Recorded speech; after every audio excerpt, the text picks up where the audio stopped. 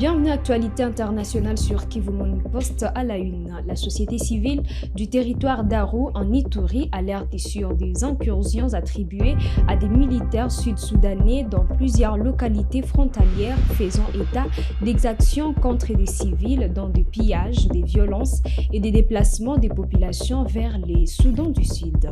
Oui, c'est dans la chefferie de Kakwa, vraiment des Roums. Ils ont torturé la paisible population, ils ont apporté les biens de valeur, les bétails, l'argent, somme d'argent, et consort. Bon, jusque-là, les enquêtes sont en cours. Peut-être avec l'État, on peut vous donner les chiffres exacts. Ils n'ont pas défini leur objectif, sauf seulement piller la paisible population. Nous demandons d'abord à la population de collaborer toujours avec les acteurs étatiques et la sécurité s'il y a des cas qui doivent dénoncer. Et les militaires doivent d'abord faire leur mission, d'abord l'intégrité, la défense de l'intégrité territoriale, la frontière. Et la police doit aussi faire sa mission régalienne de protéger la population et ses biens. C'est ça que nous demandons. Parce que nous constatons qu'il y a prolifération au niveau de la frontière. On doit augmenter l'effectif des militaires pour bien gérer la frontière.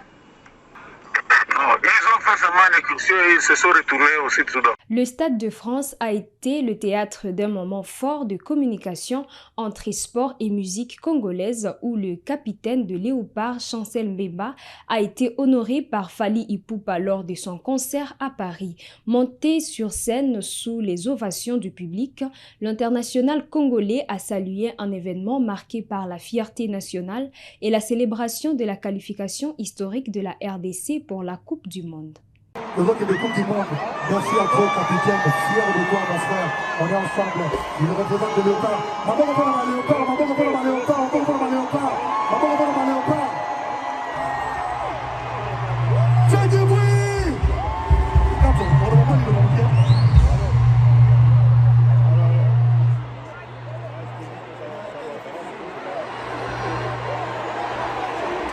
Bonsoir à tous.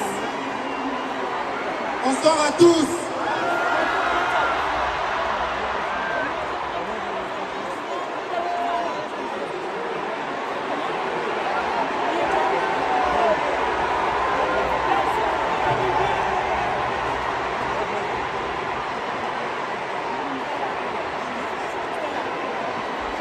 Merci à vous tous.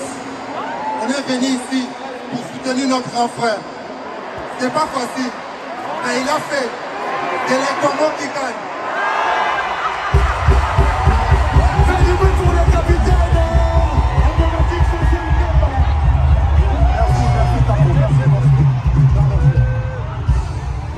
parlez-lui. Pour qu'il soit capo, capo est venu avec madame, madame Mbemba, on est ensemble. Le Léopard. Le président de la République du Congo, son Excellence Monsieur Denis Sassou Nguesso, a quitté Brazzaville dimanche 3 mai 2026 pour une visite officielle au Gabon.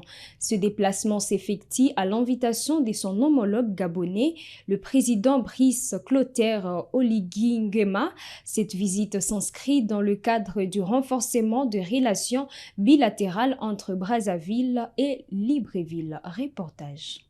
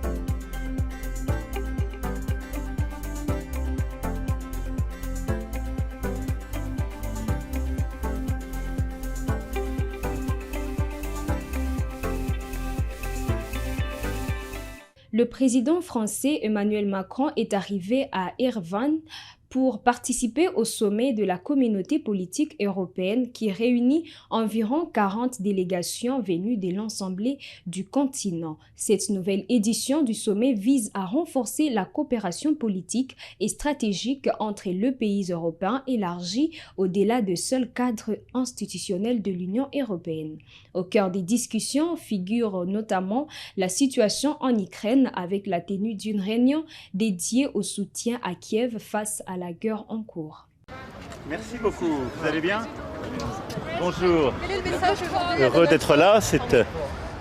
Bonjour à tous. Heureux de vous retrouver à Erevan. C'est important parce que c'est un nouveau rassemblement de cette Europe large qui est la communauté politique européenne qui, de l'Europe du Nord au Balkan en allant jusqu'au Caucase, permet de rassembler aujourd'hui 40 délégations qui sont ici là. Et on voit que c'est une Europe qui avance.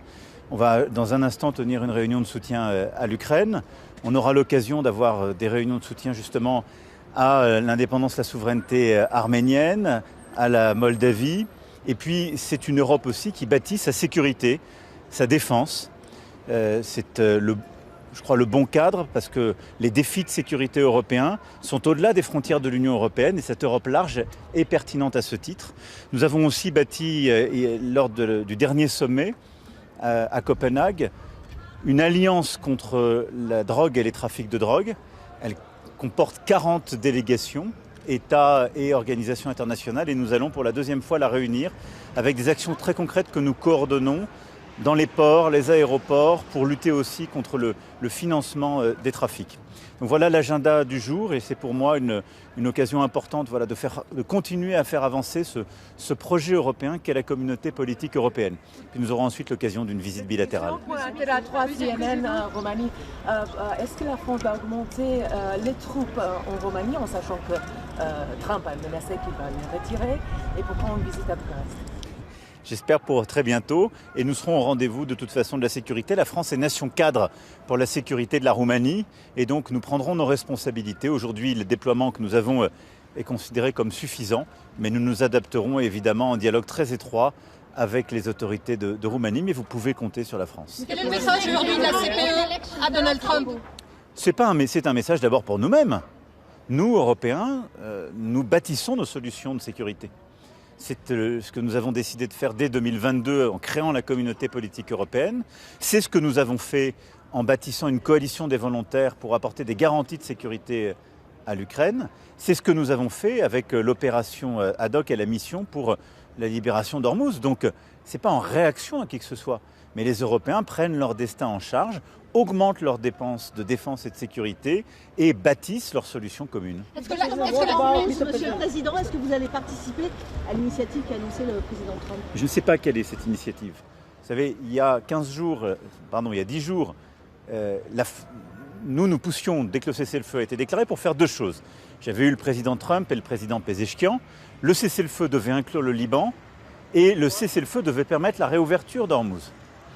Le vendredi, nous avons tenu cette mission ad hoc qui a rassemblé de nombreux États et gouvernements, on était une cinquantaine, de tous les continents d'ailleurs, ce qui était une très bonne chose.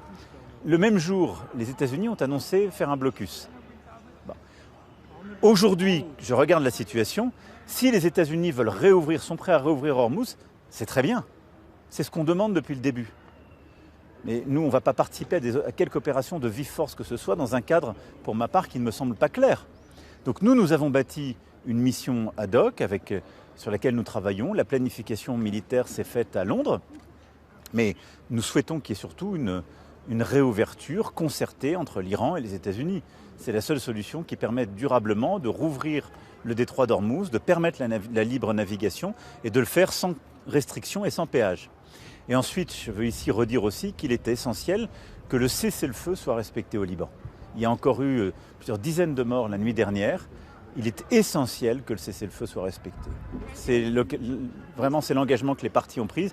Et je le dis pour la souveraineté, l'indépendance du Liban et la protection des populations civiles.